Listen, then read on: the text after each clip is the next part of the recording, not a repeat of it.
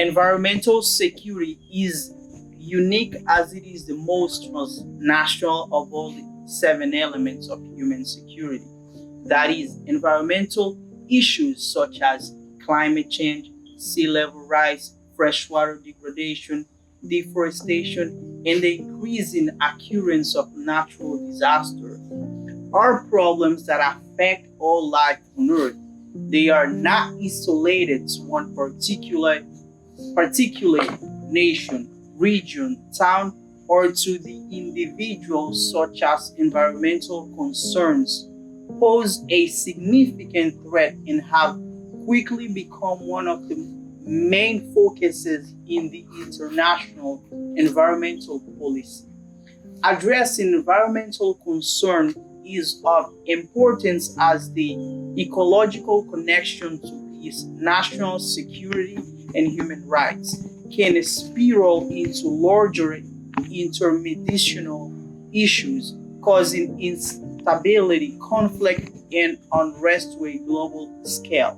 As noted in our complete overview of the seven elements of human security, environmental security can be defined as the relative public safety from environmental dangers caused by natural or human processes due to ignorance, accident, mismanagement, or design and originating within or across national borders. In 2015, the Intergovernmental Panel on Climate Change related a comprehensive report of climate change projections for the coming years. The data is grim and places much of the blame on anthropogenic causes, in other words, human causes, which works to emphasize the necessity of governments and individuals to take action now to alleviate these atmospheric and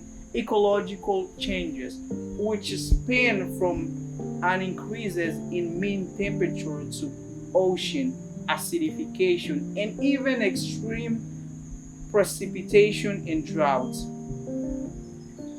Increasing concern for environmental issues has naturally led to this rise of a new era of sustainability and redirected focus of international development workers on applying the principles of sustainable development in their efforts to address issues such as poverty, inequality, human rights, and of course, environmental degradation. The UN World Commission on Environment and Development defines sustainable development as development that meets the needs of the present without compromising the ability of the future generation to meet their own needs in the book Our Common Future. The goals of development are redefined, placing priority on tracking environmental issues.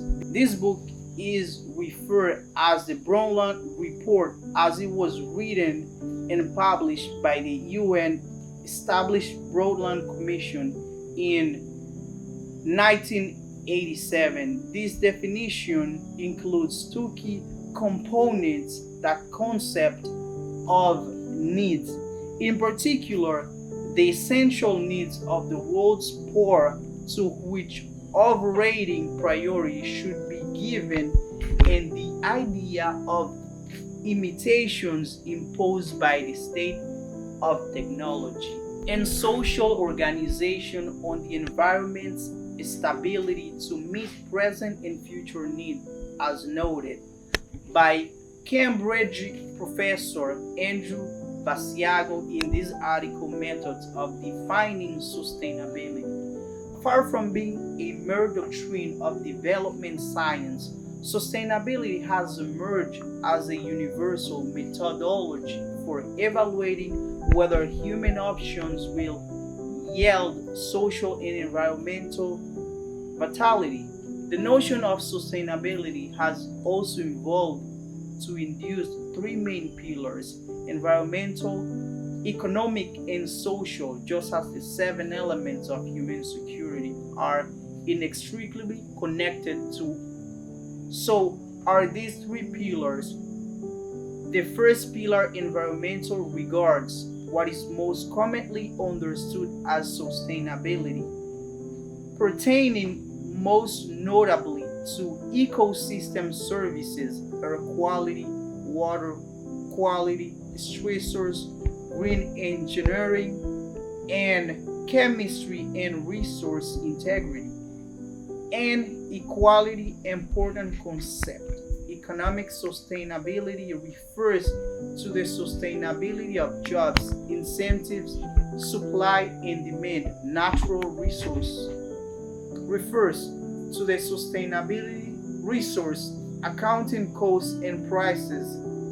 Lastly, social sustainability is concerned with human health, participation, education, resource security, sustainable communities, and environmental justice, many components of both sustainability and human security that we will discuss throughout this lecture. While there is evidence of early environmentalism in some of the world's oldest civilizations, such as the recognition of the effects of pollution on human health by the Indus Valley Civilization in South Asia thousands of years ago, the modern environmental movement really got its start during the 18th century.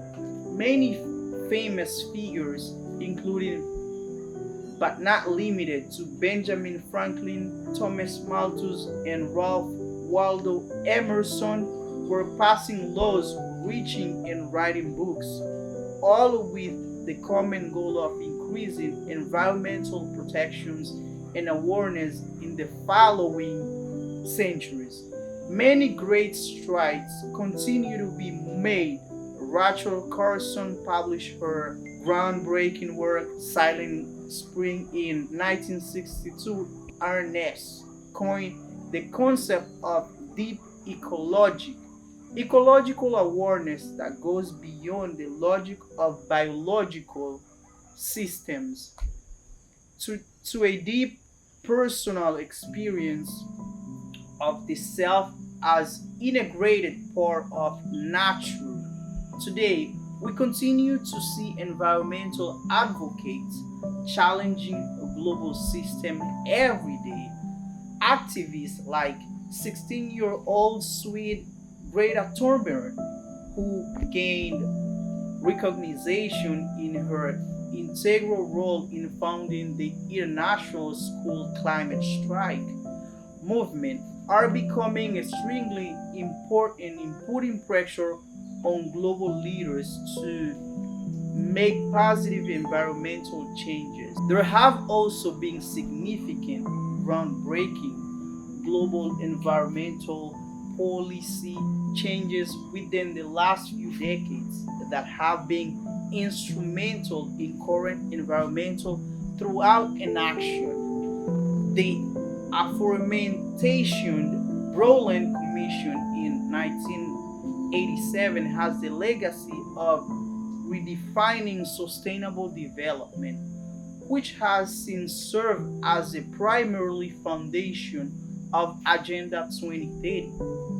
Sustainable development has been a hot topic in politics, inspiring international environmental treaties such as the Montreal Protocol in 1989 and the following Kyoto Protocol in 1997. The former of these treaties, the Montreal Protocol, was designed to protect the depletion of the ozone layer, calling for a stop to production of harmful substances such as chlorofluorocarbons, which could be found in insulation, aerosol cans, and even released into the atmosphere via refrigeration and air conditioning. This legislation was widely successful in reducing atmospheric levels of these ozone depleting substances in the air, expects the ozone layer to make a nearly complete recovery by the middle of the 20th century.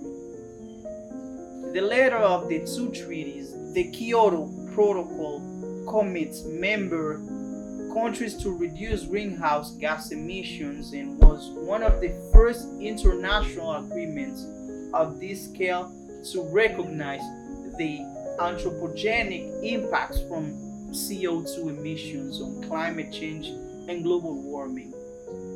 Although the US signed the protocol under the Clinton administration, ultimately the US Senate did not ratify the treaty, making the US, Andorra, Palestina, South Sudan, and Canada the only members of the United Nations Framework Convention on Agreement was signed in 2016. Most recently, the Paris Agreement was signed in 2016 by 195 UNFCCC members, taking ambitious actions to reduce and adapt to the effects of climate change, acknowledging that climate change is a common concern of humankind and that parties should, when taking action to address climate change, respect, promote, and consider their respective obligation on human rights. The right to health, the rights of indigenous people, local communities, migrants, children, persons with disability, and people in vulnerable situations, the right to develop, as well as gender equality, empowerment of women, and intergenerational equality. Historically, there are considered to be four waves of environmental innovation in the United States and beyond, the first of which involves the era of former US President Teddy Roosevelt, in which large areas of land were set aside for conservation, establishing natural parks across the Dakotas, Oregon, Colorado, Oklahoma.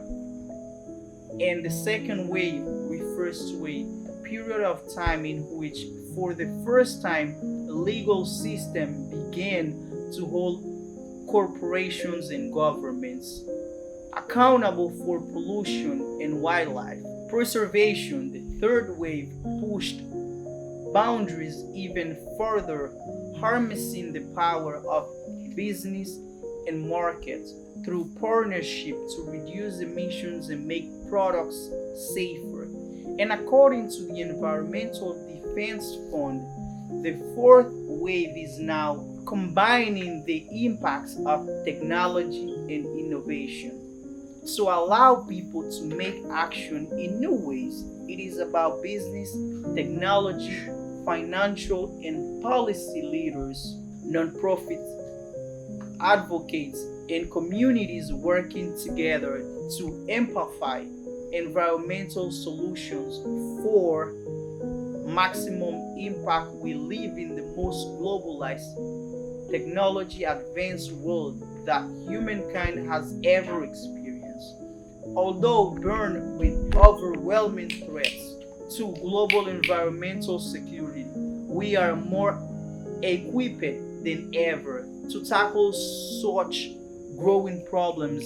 Innovative, interdisciplinary, and collective action are incredibly important in solving environmental problems, especially as they are often reflected of what Garrett Hardin called the tragedy of the commons. The idea when natural resources and environmental areas belong to everyone, they belong to no one. And we will inevitably be pushed to destruction via personal incentive and gain. This is Definitely the case for the world's largest comment, the global climate change is defined by National Geographic as a long-term shift in global regional climate patterns. Oftentimes, climate change is mistaken as simply global warming. However, a global increase in average temperature is only one part of current climate projects. Climate change also plays a role in creating extreme weather patterns, ocean acidification, desertification, trends in extinction, sea levels change, and more current projections threaten global economic system and exacerbate world poverty, hunger, war, and other conflicts, migration, inequality, and even human rights violations. Of all these reasons, providing as to why environmental security is such an important concept to consider within the broader human security framework. 75% of the world's impoverished rely on agriculture and natural resources to survive. This fact constitutes that mitigating climate change is not only a moral responsibility we have to protect the environment, but a moral obligation to protect human life. It is a matter of life or death between 2030 and 2050. Climate change is expected to kill an additional 250,000 each year from direct and indirect causes such as malnutrition, disease, heat stress, and natural disaster, while continuing to exacerbate environmental stress and additional ecological degradation. As Mercy Corps senior advisor for climate change and resilience, Sarah Henley Shepard believes climate is a signifier and in many cases a multiplier of underlying causes of risk. Interdisciplinary problems thus require interdisciplinary solutions. As a result of global temperature increases, the sea level has continued to rise due to thermal expansion and the melting of glaciers. Ice caps. Since 1880, the global mean sea level has reportedly risen between 8 and 9 inches. This increase is expected to continue, with mean sea level estimated to rise by at least 1 foot by the end of the 21st century. By 2050, over 570 low-lying cities will face a projected sea level rise of half a meter, putting over 800 million people at risk. The danger associated with rising tides would impact essential services such as energy, transport, and health, and the global economic cost could amount to $1 trillion by mid century. These projections have a grim outlook for many of countries in which seven elements work both. Haiti and the Dominican Republic have close to 100,000 people living on land below half a meter than the average height of current highest tides, which should be forcibly displaced by sea level rise. And Belize is considered to be the country in Central America most vulnerable to higher tides due to its small size, rapid population growth, and its flat coastline. However, rising sea level rise are not the only water-related global concern. Freshwater degradation has led to what many have doubled the global water crisis across the world.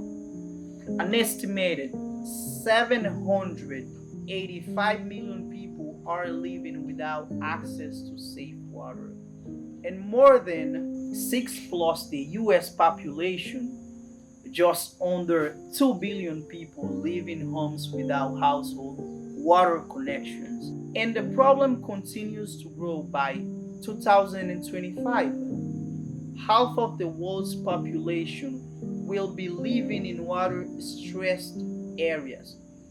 The World Economic Forum ranks water crisis as falling within the top of 10 risks in terms of both livelihood and impact, making issues regarding freshwater degradation and access to one of the most important environmental issues to tackle the coming years pertaining to both environmental and human well-being. Freshwater makes up only a very small portion of all the water of the planet, just 2.5% of the 2.5%, only 1% is accessible. The rest, trapped in glaciers and snowfield, is considered the human population. Therefore, only one has access to significantly less than 1% of the planet's water supply. Unfortunately, there are many anthropogenic threats to humans' freshwater supplies, including nitrates and phosphorates from sewage, fertilizer and detergents, sediments from agricultural fields, construction and logging sites, urban areas, and erosion.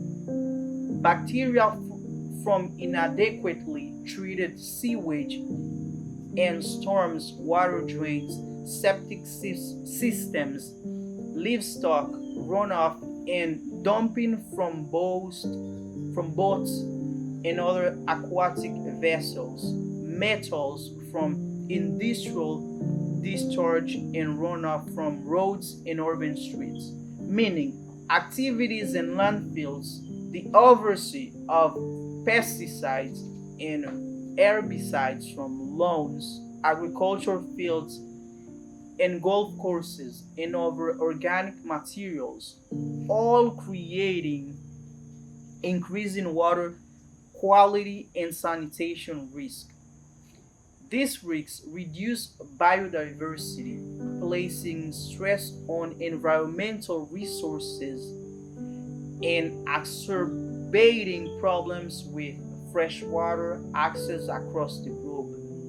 In terms of health security, ensuring proper water quality is one of the most important ways to decrease largely preventable deaths on a global scale. Contaminated water in conjunction to poor sanitation are linked to the increased transmission of diseases such as cholera, diarrhea, dysentery, hepatitis A, typhoid, polio, and more. The World Health Organization estimates that 828,000 people die every year of diarrhea as a result of a safe drinking water, sanitation, and hand hygiene, attributing just under a third of these deaths of children under the age of 5. In addition, hundreds of millions of people a year are affected by an acute chronic disease caused by parasitic worms, not to mention the host of disease attributed to insects that breed in water, malaria, dengue fever, and Zika, to list a few. Deforestation is also of increasing global environmental concern. The recognition of the role of forests in global ecological health is of most important, the World Wildlife Fund assets that 31% of land area on the planet is covered by forests. Furthermore, forests purify water and air, mitigate climate change via absorbing carbon from the atmosphere, provide people with jobs, and act as a necessary habit for upwards of 80% of the world's land-based species. In fact, forests are so successful at absorbing and storing carbon that the UN released a statement claiming that if deforestation was brought to a halt and forests were restored, forests could provide up to 30% of the climate solution. In addition, forest habits, especially tropic rainforests, protect a valuable biodiversity, which are necessary in providing food and water, wood products, and vital medicines. Aside from providing critical ecosystem services, 350 million people worldwide depend on forests for their livelihood, keeping them from extreme poverty, according to the Poverty and Environment Network.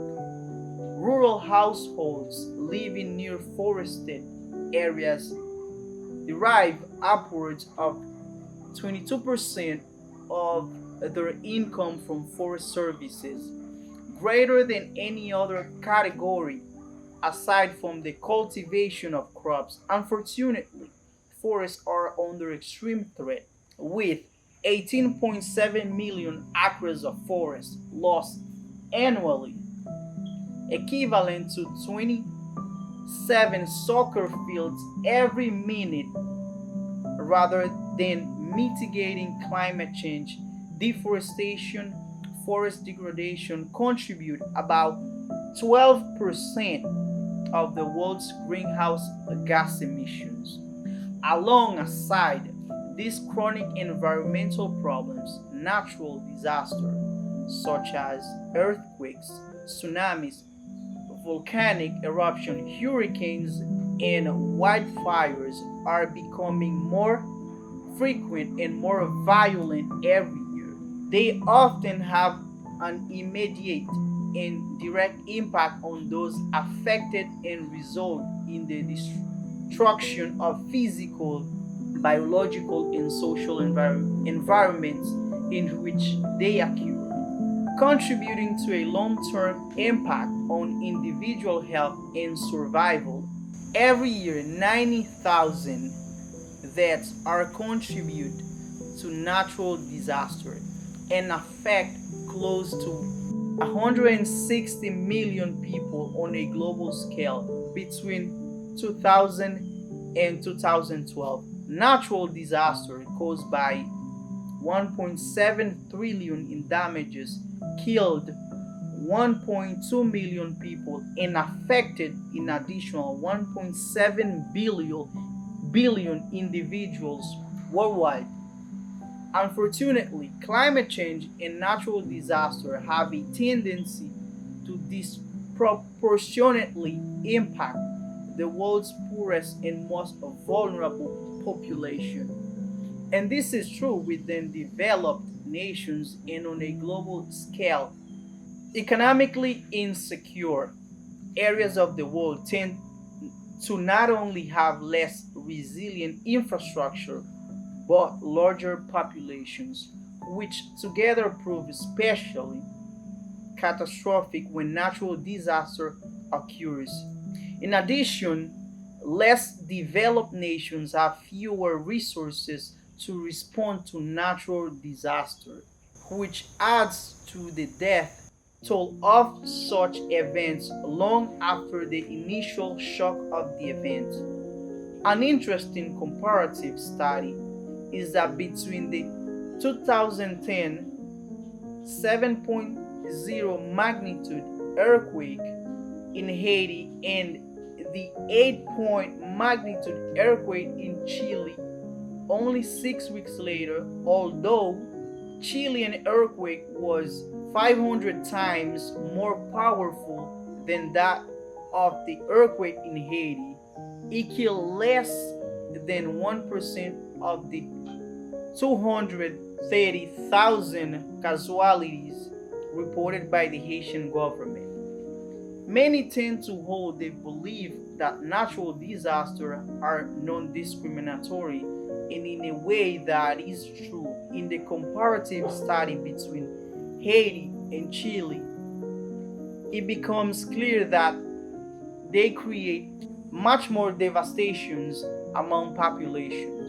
Experiencing economic insecurity, the Haitian earthquake in 2010 created 8 billion USD worth of damage, well over 100% of the country's GDP at the time. In Chile, despite the more powerful earthquake damage equated to only 18.3% of the country's GDP, although causing $22 billion more in damage. Furthermore, the UN Developed Programs 2018 statistically update on human development indexes, which takes into consideration many factors such as education, life expectancy, gross national income. Haiti ranked a mere 168 out of the 189 countries analyzed, whereas Chile's ranking was much higher, taking 44th place. Ultimately, Haiti is still recovering from this earthquake today. In 2020, almost 11 years after the disaster took place, while Chile could not only afford preventative measures to ensure such events occurred, their population was more secure but had far more resources to mobilize when it came to relief efforts.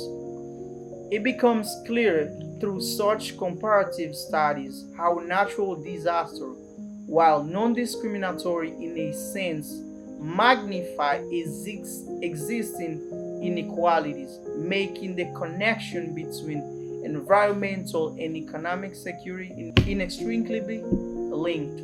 These proportionate effects highlight a classic example of concept known as ecologically inequality exchange, a societal trend which postulates that northern, generally wealthy, developed nations' consumption and capital accumulation is based on the expense of environmental degradation and extraction. In the global south, generally the economically insecure developing nations building on sociologist Immanuel Wallerstein's world system theory. As we have covered, sea level rise, freshwater degradation, deforestation, and natural disaster are all exacerbated by climate change and threaten the world's most vulnerable population. Not only these populations disproportionately affected by consequences stemming from a changing climate, but they disproportionately contribute to them as well. While there have been clearly defined links between the impoverished, environmental stress, and resource scarcity in areas where people are undereducated and relying on their local ecosystem for survival. Wealthy nations, which contribute to the greenhouse gas effect at much larger scales, must be at the forefront for environmental discussion. In the book 12 by 12 by writer, activist, and developmental aid and conservation worker William Powers, a new theory of consumption and development is proposed, stating that while 20% of the world is underdeveloped, there is another 20% of the world that is vastly overdeveloped. Powers call for the distinction between destitution, absolute poverty, and healthy substances, lifestyles. His main argument is that in places like the United States, it is easy to get held by materialism and consumption, and that because of these, many are unable to find joy in the simple things. However, within this greater message comes one of important environmental value. If everyone on the planet lived at the same rate of consumption as the average American, we would need the additional resources of more than four Earth sized planets. Developed nations live at such a high level of consumption that it is physically impossible to hold them as a standard for development.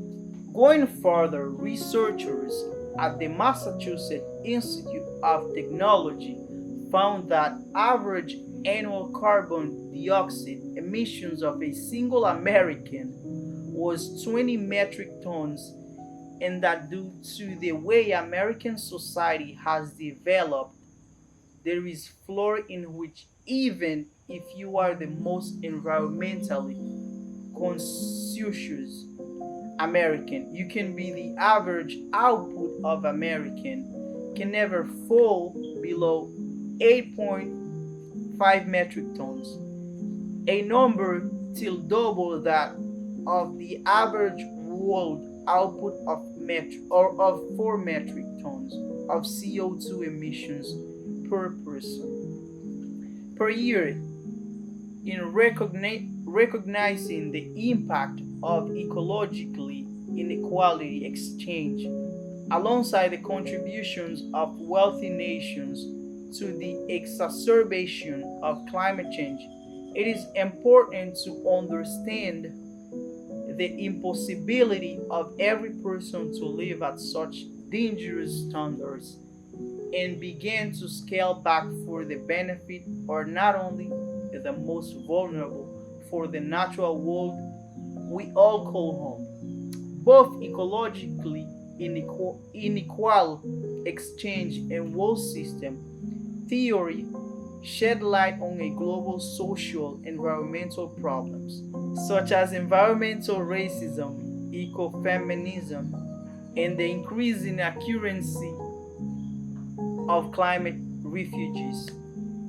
The first of these social environmental problems, environmental racism, refers to the way in which minority group neighborhoods are burned with a disproportionate number of hazards, including toxic waste facilities, garbage dumps, and other sources of environmental pollution that lowers the quality of life.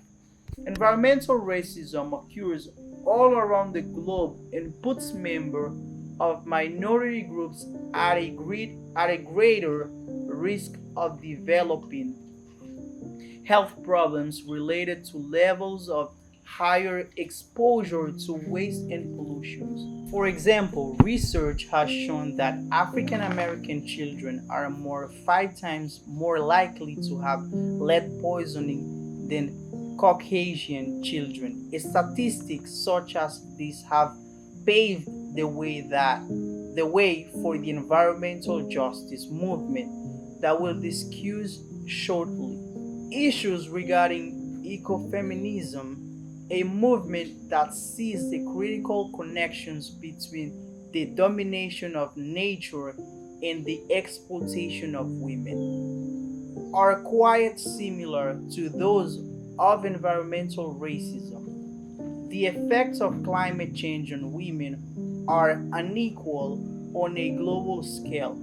Women are far more likely than men to be the primarily caretakers of their families, and as such are reliant on the scarce resources they need to provide to them. Women also are more likely to live below the poverty line than men, as such, do not often have the economic means to respond when subjected to natural disaster and other climate change related impacts.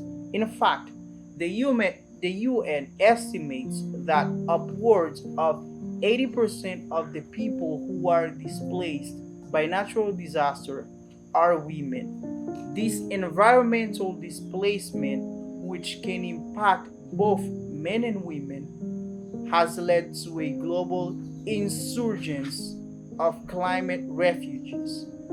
These who are forced to leave their homes due to both sudden and long term changes in their local environment. However, it is important to note that the term climate refugee is not recognized by international law, with many organizations dealing with migration issues choosing to refer to the term simply as persons displaced in the context of disaster and climate change. Unfortunately, this can make quantifying the number of people displaced in this ecological context quite challenging. However, the Internal Displacement Monitoring Center has recorded that between 2008 and 2018, about 260 million people were displaced internally as a response to disaster, with South and East Asia and the Pacific the most affected regions.